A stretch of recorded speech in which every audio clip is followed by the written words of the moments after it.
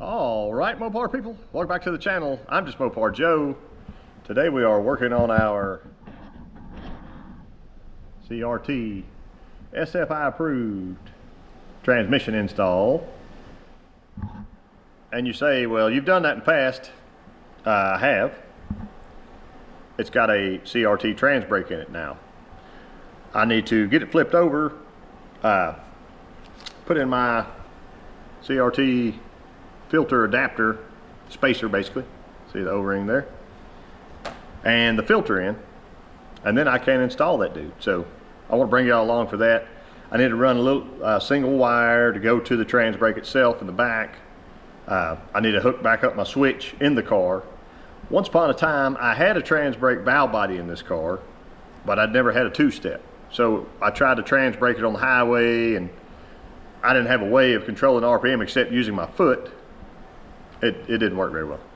So my new ignition does have a two-step, and I may get to show you that today as well. But step one, get the transmission in, and let's look at that valve body real quick before we start that. Well, there it is.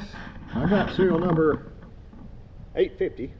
This was a valve body that Cope had sent me.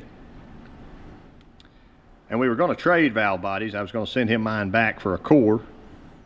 And we ended up, he allowed me to keep that other valve body and put it in the lunch break truck. So now I've got CRT reverse manual valve body in there. And I have my Transbrake valve body in here. You see the pretty little 4.2 lever and all that stuff. I'm pretty sure this transmission has every aftermarket piece except for the billet output and input shafts. Otherwise, it has every update you can have.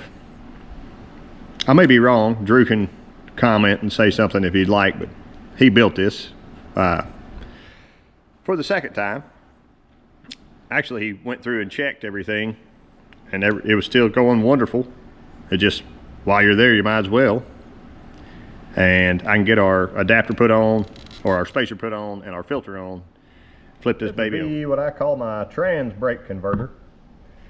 I'm not sure the original brand. This was in the silver car, if you're familiar with the channel at all, behind the 526.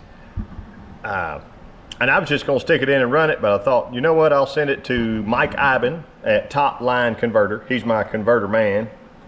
And he cut it open and said the inside was almost destroyed. It was amazing. So he set it back up for me.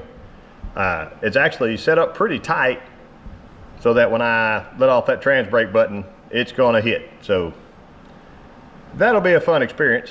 But that's Top Line Converter. They're out of Pennsylvania if you want to check them out. He's a good dude, always taking care of me. I can't brag on them enough, but if you need a converter company, I would try them out.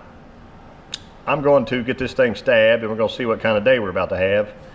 I filled it up with fluid. All I had was Dex Merc. Drew said use Type F, but I'll get some tomorrow. Nice thing about this cutout bell housing is when all the fluid drips out, when I turn the converter up, it'll hit the floor instead of leaving the bell housing. Maybe I'll go ahead and preemptively get a rag for that. Might as well double down. And I did lube the snout of the converter for the people playing along at home, yelling at the screen.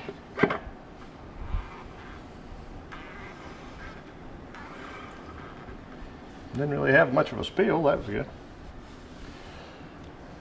Now I'll take my shirt and hold that hub.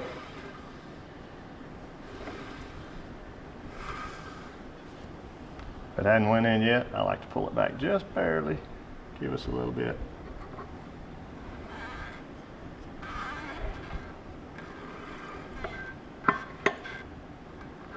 There we are. Boom, boom, boom. I believe that's it. I usually look for about 1.25 inches from that flange to the outside, but I could feel it clicking in. And even if we wanted to start all the way over, we could.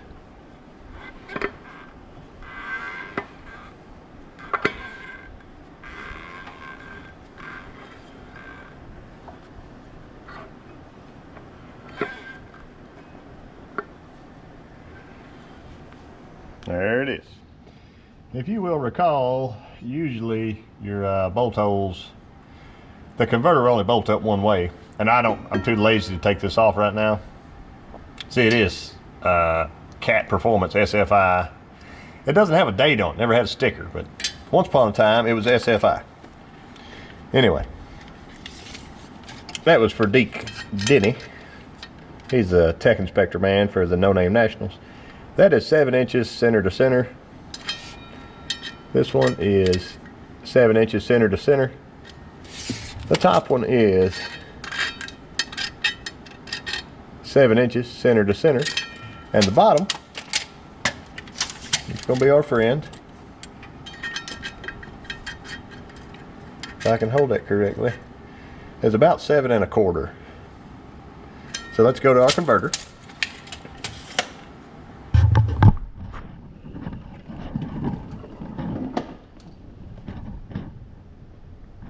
Seven, 7, 7, 7 1/4. Let me roll that where you can see it. It's actually a little under 7 1/4, 7 3/16. Okay, so that needs to go down. I'm going to put myself a mark right here on both sides so I'll know that it lines up with the flex plate, and hopefully everything will be all right. I got new ARP torque converter bolts coming in because I stole the other ones and put in the lunch break truck because the ones I had for it were so bad that they didn't need to be ran in anything ever again. So the new stuff goes to the purple car because it's a little race winner. I might as well call timeout. If you'll remember, there's a little vent right here, and Cope says you either got a puker or you don't. So what happens is the front vent is plugged somewhere around there. You can't see it because the converter's in. It's plugged there, and now you have to vent out the tail shaft housing. I got a little bolt in this hose here. The hose hooks to a aluminum line. The aluminum line runs forward to my little catch can. So it just makes like a nice sweeping loop, and that's a pretty big line, maybe 1/2 inch or something that I shoved that hose onto, and I've never had a leaky issue with it. So I do realize I have to bolt my hose onto here as I'm jacking up. If not, you won't be able to reach it with your hand later, and it's no fun. So I'll get that handled now. Also, I want to be sure this line is clear. I can blow it out from the top side. I may just slide this over and get my Utz cheese ball bucket back under here to catch a little fluid. Here's a good view of a lot of things. So my TTI headers, at the time I got those, I called Terry, and Terry said get whatever headers you'd like. So I picked out the big tubes. These are 2 inch to 2 1/8 stepped headers and the 3 1/2 inch collectors under chassis, obviously. Well, since that's been done forever and a day, the transmission has to go up, rotate to get over that tube there, and then get in there like that. So basically you have to walk it up like this. It gets kind of sketchy with this rolly transmission jack, and if I was more of a man, I would just bench press it up in there, but I'm not feeling it today. So I'll probably turn the camera off for this part, and hopefully y'all wish me luck. After that occurs, I can then slide forward and put my little hose on, hose clamp, tighten it up nicely. If I unbolt the headers, that would gain me a finger's width of slack on this side, and if you keep going up there, it might be 3/4 of an inch or something. So I just gave up on I used to unbolt one side, I think, and by the time you do that, you wasted, I don't know, half a day unbolting, cleaning gasket or doing whatever, and bolting it back up. Nope, I'm gonna roll it right in. Future Joe here.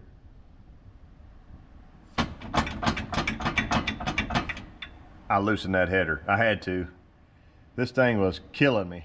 And I went ahead, I know this looks janky, but I hooked it underneath into my frame holes from side to side as I was jacking and doing whatever, and that way if it did end up falling off this rinky-dinky jack, the strap would help support it.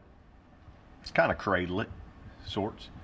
And then I ran another one where my square tubing is here, just wrapped around and went there. So it would, as I was moving along, I had kind of a safety net of sorts, and that really helped out. So right now I got it in place. I don't have any bolts all the way in yet, but it was a fight to the finish.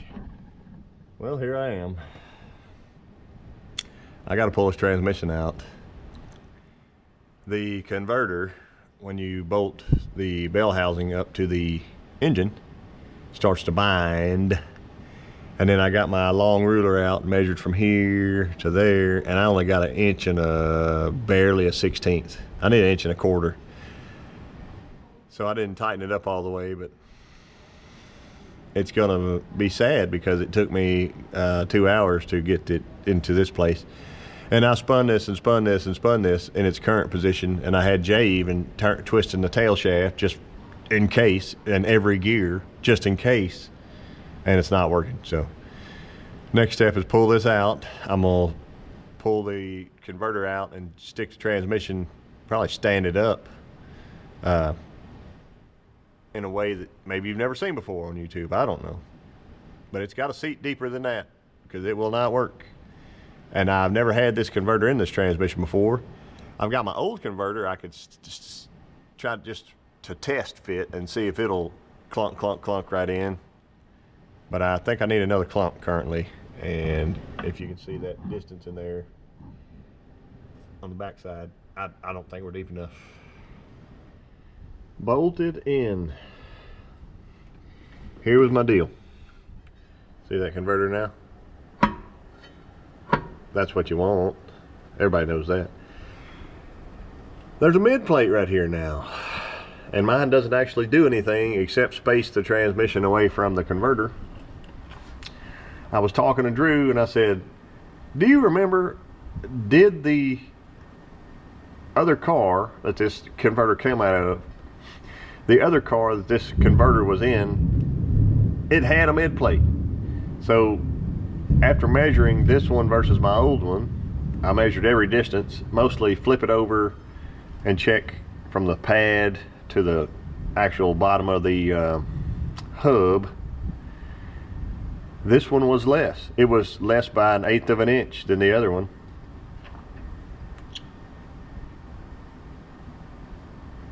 No. The other one was 1/8 inch less than this one.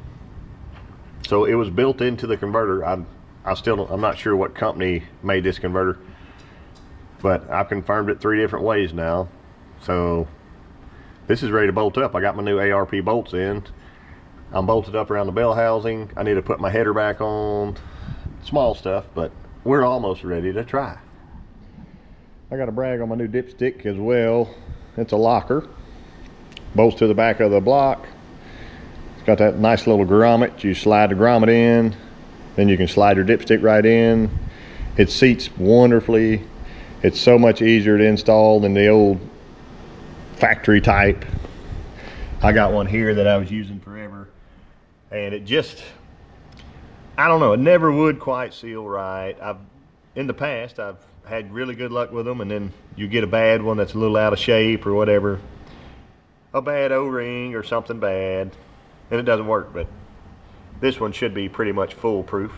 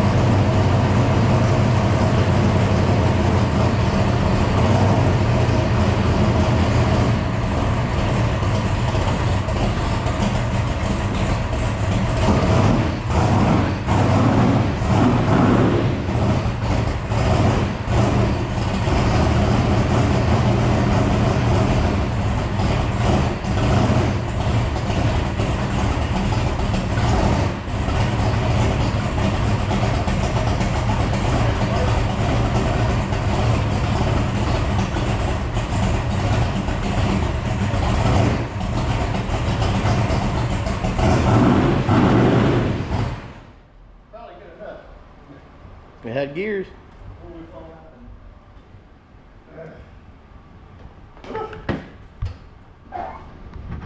All the gears work, and the Transbrake works because it goes in reverse, so we know that. Here's our MSD6L-2 to put in place of my other box that's inside the wall there. I have a fast box right now, like fast, like that brand fast. So I need to be sure my distributor's locked out. I wanted to hear it all run and check the fluid and be sure all that worked before I swap boxes. And I need to get a laptop out that plugs into this and check its timing table before all that happens. But we don't have time for that today, so at least it has a transmission again. Thanks for watching.